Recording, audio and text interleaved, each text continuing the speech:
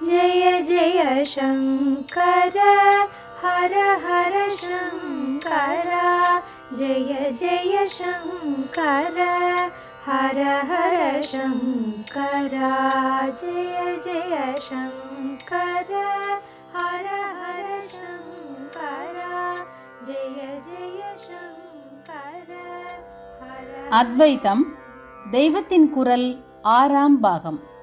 அத்வைத சாதனை. துறவரம் தொடர்கிறது.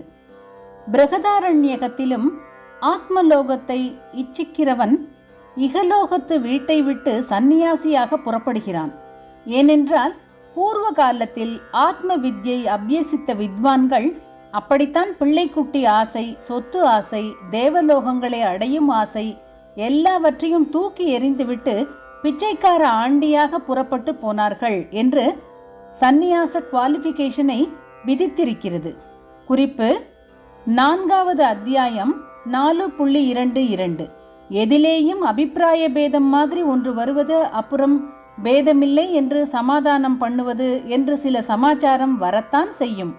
அப்படி இந்த பிருகதாரண்யகத்திலேயே இதற்கு முன்னாடி ஒரு இடத்தில் ஆத்மானம் விதித்வா, அதாவது ஆத்மாவை தெரிந்து கொண்டு பிள்ளைக்குட்டி ஆசை, சொத்து ஆசை, பரலோகங்களில் ஆசை முதலானதை தூக்கி போட்டுவிட்டு ஆண்டி பிச்சைக்காரர்களாக ஓடுகிறார்கள் என்று இருக்கிறது.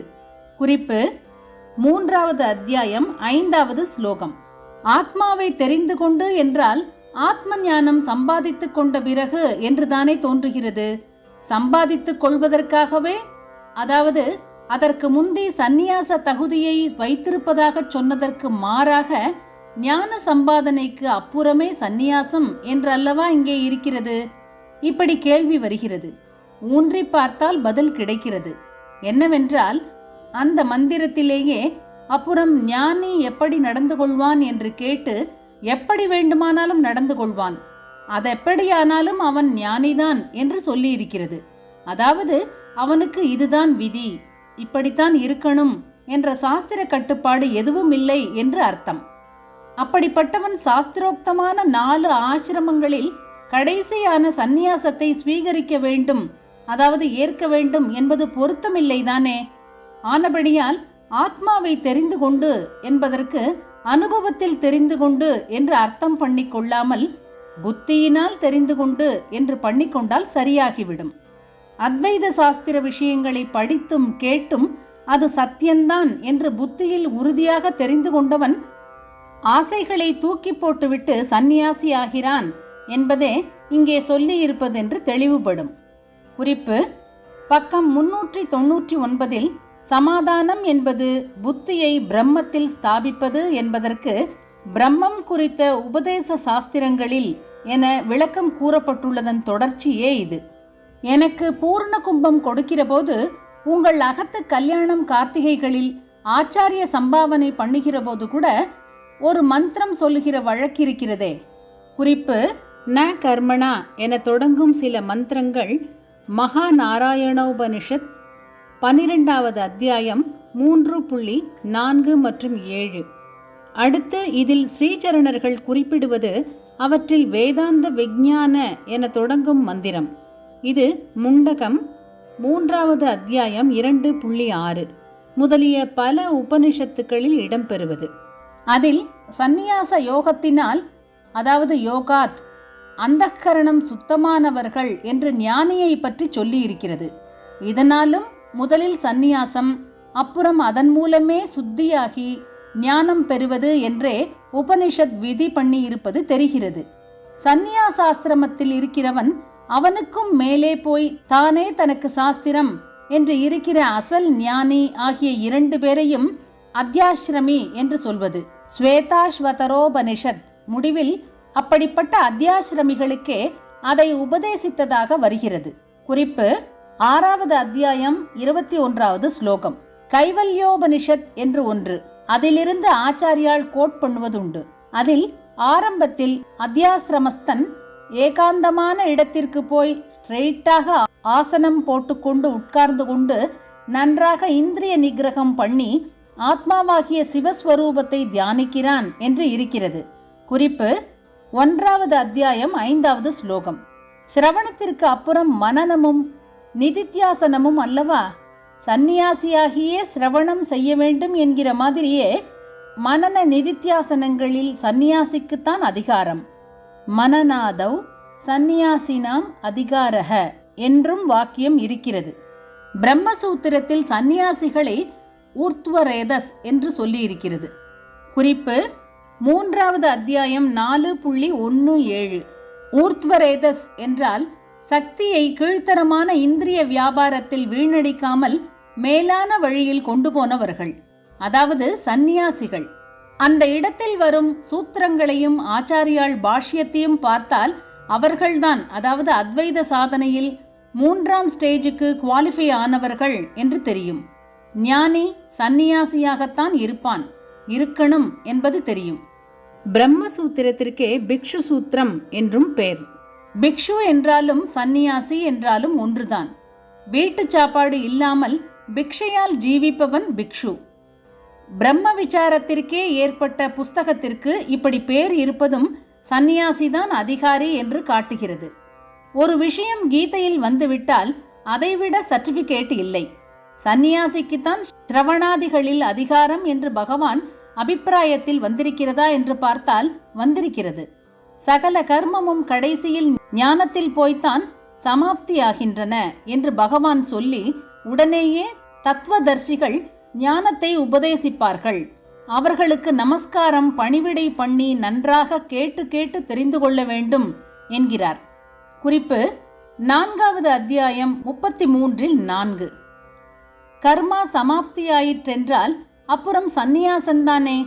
அப்படிப்பட்ட சந்நியாசிக்குத்தான் ஞானோபதேசம் பெற தகுதியுண்டு என்றுதானே சுவாமி சொல்வதற்கு அர்த்தம்.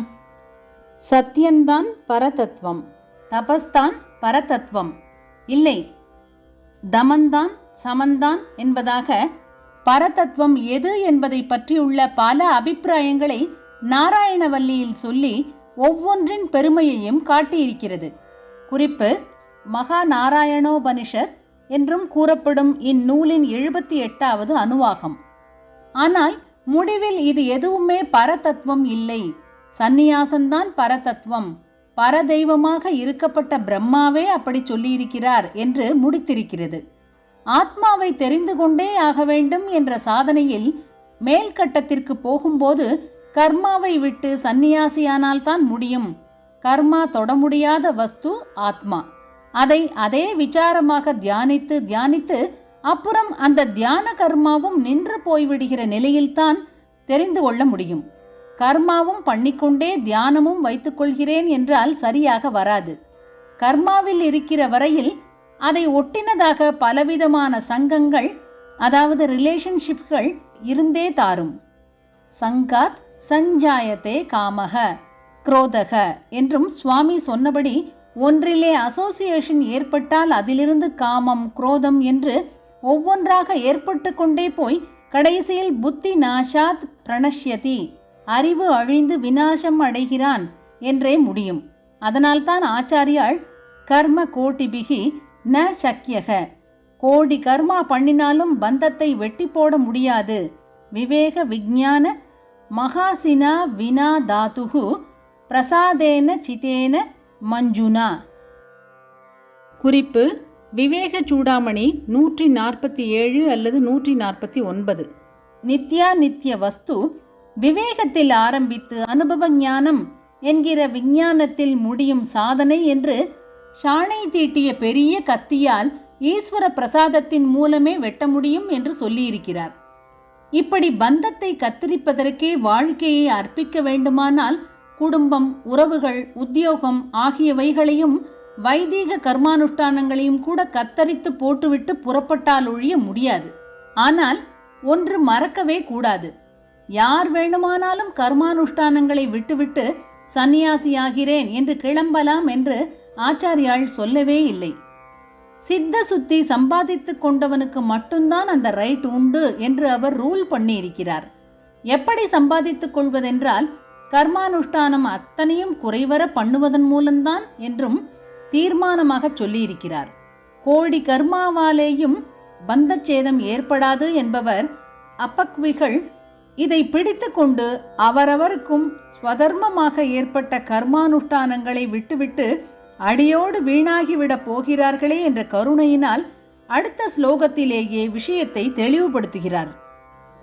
ஸ்ருதி பிரமாணை கமதே ஸ்வதர்ம நிஷ்டா தயைவாத்மா விசுத்திரஸ்ய விசுத்த புத்தேகே பரமாத்ம வேதனம் தேனைவ சம்சார சமூல நாசக. பின்பாதியில் சித்த சுத்தி பெற்றவனுக்குத்தான் பரமாத்ம ஞானம் உண்டாகி அதன் மூலமே சம்சார பந்தம் என்பது சமூலம், அதாவது வேரோடு அழிந்து போகிறது என்று சொல்கிறார்.